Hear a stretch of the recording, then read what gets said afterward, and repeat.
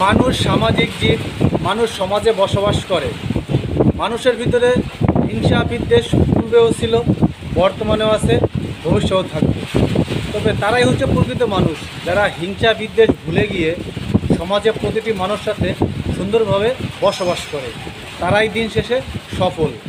তারাই এই দুনিয়ায় ভালো থাকবে এবং আখিরাতে তারাই ভালো থাকবে। তাই আপনাদের মধ্যে অনুরোধ, হিংসা বিদ্বেষ ভুলে গিয়ে সবার সাথে হাসি খুশি বসবাস করি। কারণ আমাদের সবচেয়ে মৃত্যু হচ্ছে কাছে। আমাদের কখন মৃত্যু হয়ে যায় আমরা কেউ বলতে পারবো না। তাই এমন কোনো কাজ করব না যেটা মৃত্যুর পর আমার জন্য কাল হয়ে দাঁড়ায়। আমার মৃত্যুর পর যেন সবাই বলে যে না, লোকটি ভালো ছিল, খুব ভালো ছিল। এটাই হচ্ছে আমার পাওয়া। এই দেশে এই জীবিত থাকা অবস্থায় যদি এই কথাটা কেউ বলে, তাহলে আখেরাতে এটাই হচ্ছে আমার নাজাতের কারণ হয়ে দাঁড়াবে।